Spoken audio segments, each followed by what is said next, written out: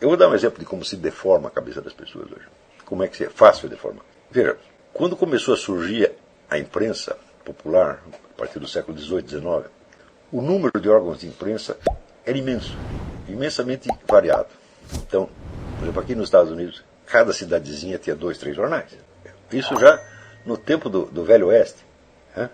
A partir, digamos, dos anos 30 e 40 do século XX, começa a unificação dessa mídia. Ou seja, os maiores começam a comprar os menores. Então você tem, por exemplo, redes de jornais, onde o sujeito tem, uma mesma empresa tem 400 jornais. E os jornais pequenos vão fechando, eles não aguentam a concorrência.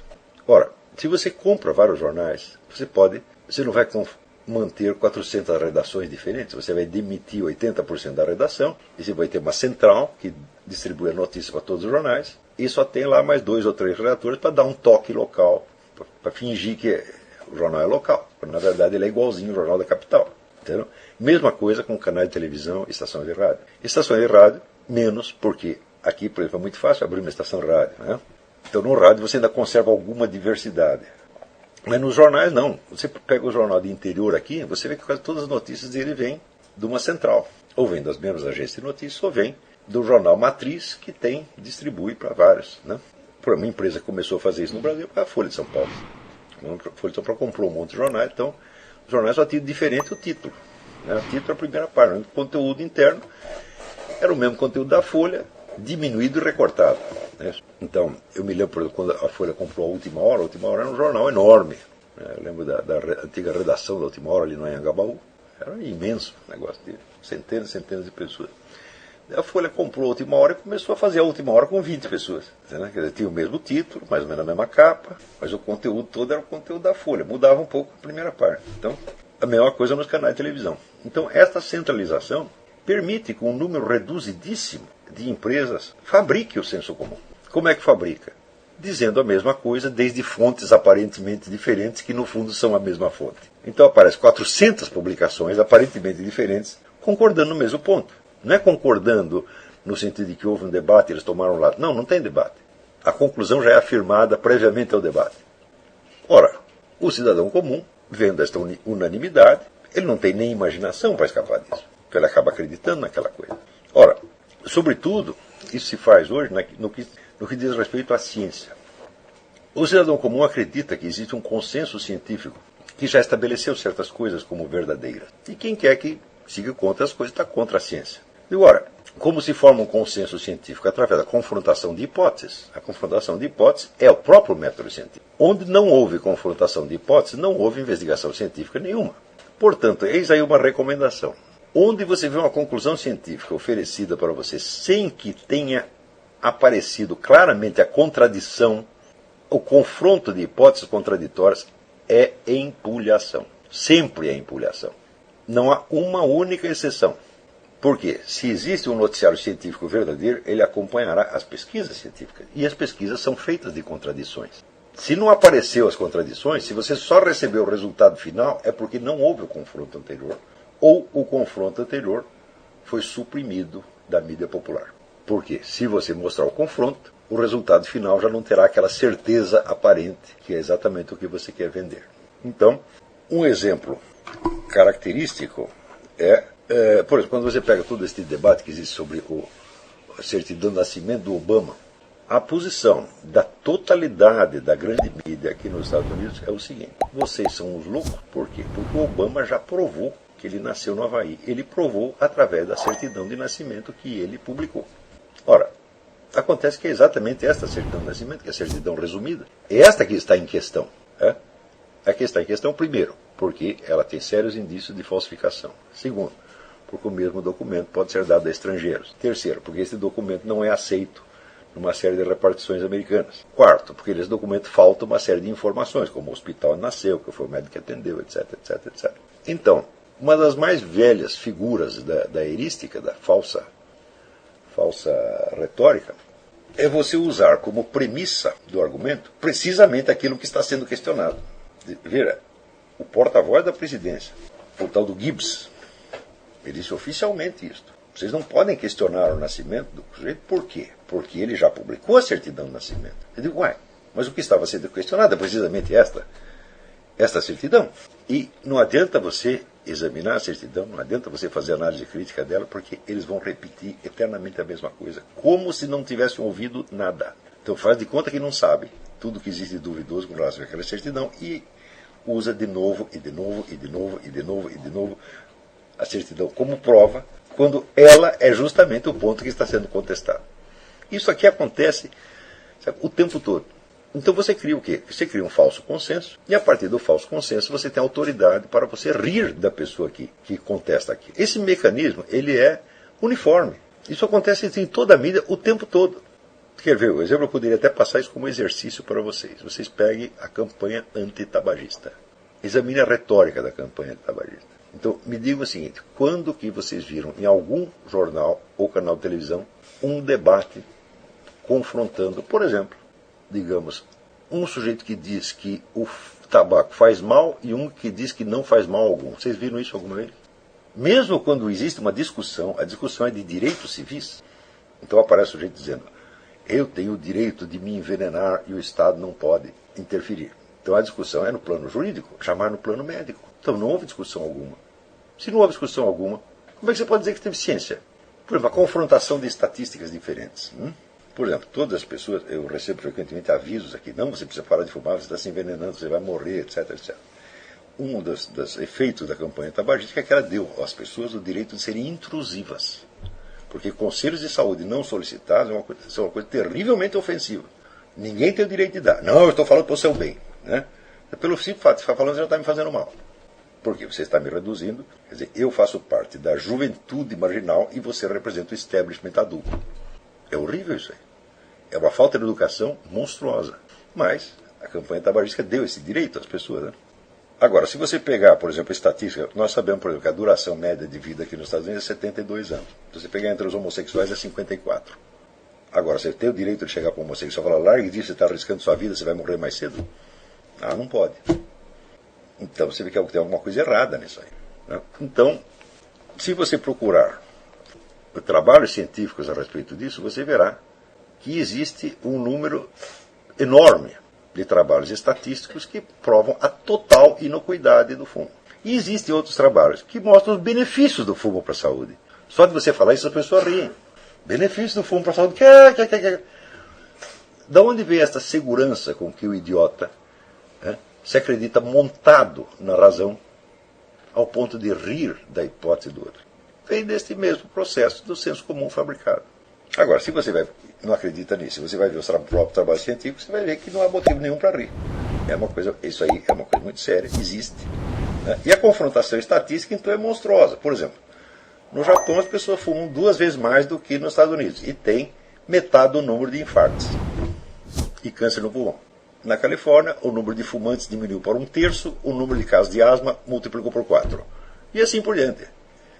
Quer dizer, a coisa mais óbvia do método científico é a seguinte, se você suprimir o efeito, não suprimiu suprimir a causa, não suprimiu o efeito, é porque não era a causa. Isso é a coisa mais óbvia. Não, mas aconteceu alguma outra coisa, apareceu uma nova causa, sempre aparecerá uma nova causa. Tá certo?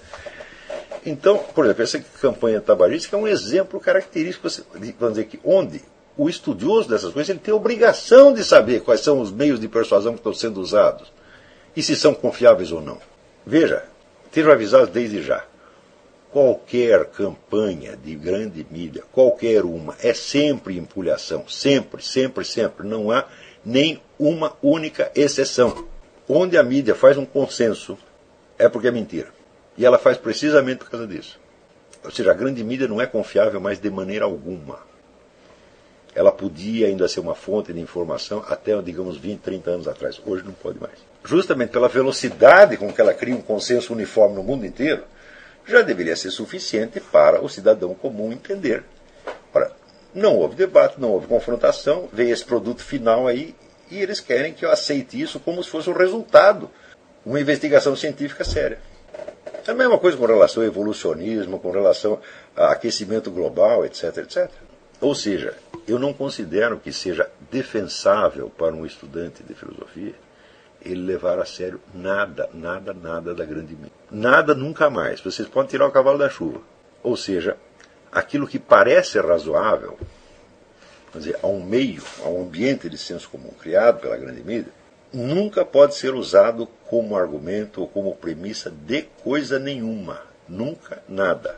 Por quê? Porque os meios de comunicação de massa foram brutalmente unificados nos últimos 20 ou 30 anos e hoje eles não têm mais nada a ver com noticiário, com informação, é só campanha publicitária em todos os domínios. Prestem bem atenção. Eu mesmo, quando comecei a perceber isso, vários anos atrás, eu achei que era uma tendência vaga, uma coisa assim, mais de tipo sociológico. Hoje eu entendo que não é, não. Ou foi unificação mesmo. Então, isso é a mesma coisa. Nos Estados Unidos tem cinco empresas que mandam nas comunicações de massa.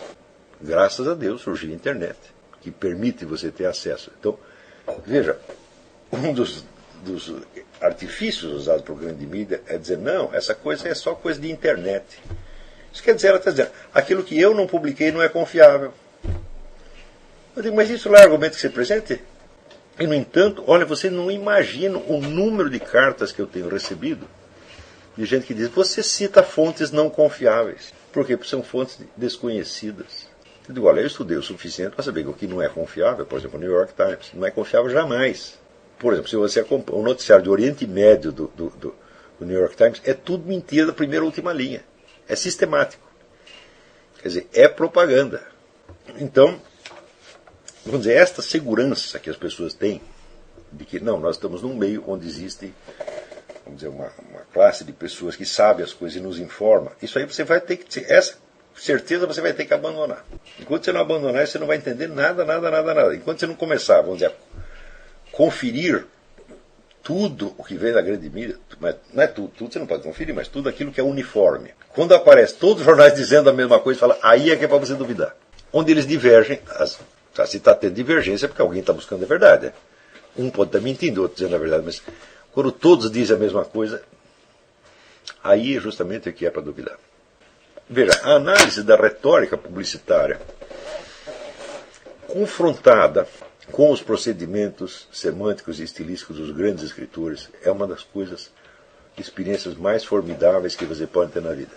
Porque aí você entende o que é realmente a alta cultura e quais são os problemas da alta cultura numa época de cultura de massa. E você entende também o que pode sobrar de alta cultura num determinado país depende justamente de que haja um círculo de pessoas imune à grande mídia. Senão não sobrevive. Isso acontece, por exemplo, aqui nos Estados Unidos. Aqui você está cheio de intelectuais de primeiro plano que há 20 anos não leem o New York Times, não ouvem a CNN, não leem o Washington Post, porque sabem que aí não vão aprender nada. Agora, no Brasil, a autoridade dos jornais da mídia é uma coisa assombrosa. O simples fato de haver uma entidade como Rede Globo, que tem 70% de audiência, isto garante o fim da alta cultura. Não há quem resista, é uma coisa impossível.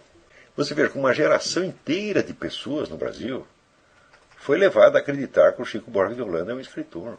Uma ou duas gerações. Eu digo, isto nos Estados Unidos é impossível. Isso é a mesma coisa que dizer que Michael Jackson é um poeta. Tá entendendo? Dizer que todo mundo sabe qual é a diferença entre cultura de massa e alta cultura. O pessoal sabe. E não tem jeito de apagar isso aí. Tá entendendo? Por mais estupidificante que seja o impacto da cultura de massa, o círculo de pessoas envolvidas em alta cultura é grande demais. Agora, no Brasil, tudo foi destruído. E vocês vão ter que reconstruir.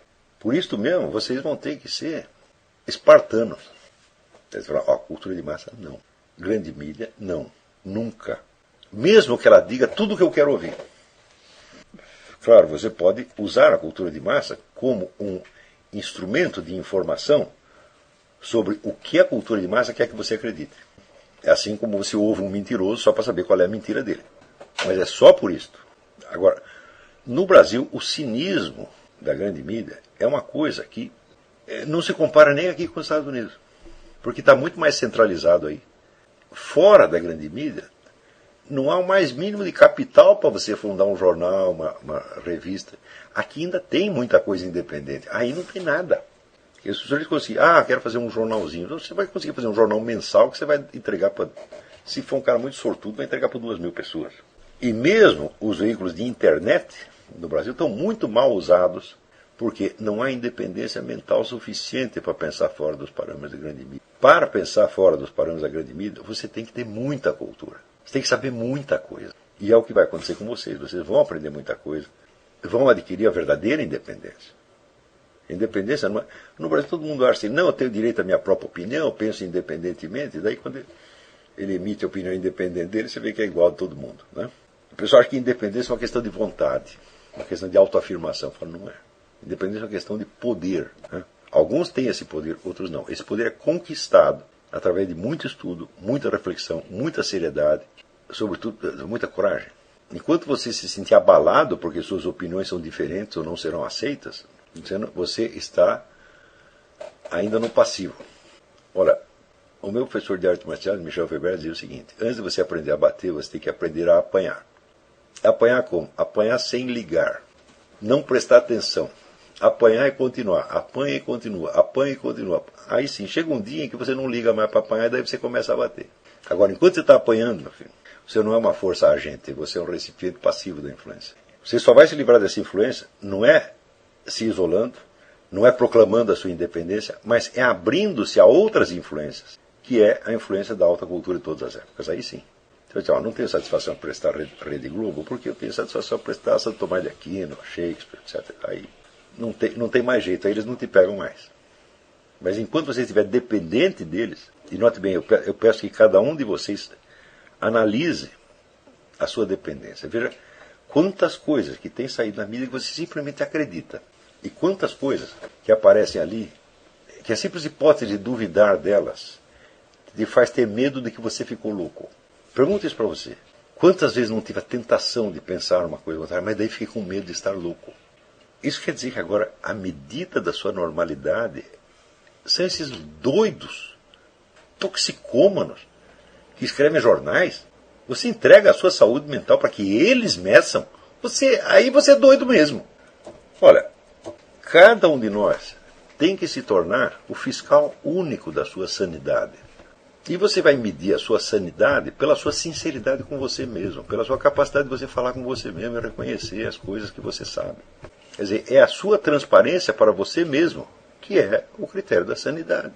Não tem outro. Enquanto precisar de um terceiro, mesmo eu. Olavo, eu estou louco. Mas como é que eu vou saber? Problema seu, meu filho. Eu cuido da minha loucura, você cuida da sua. Certo?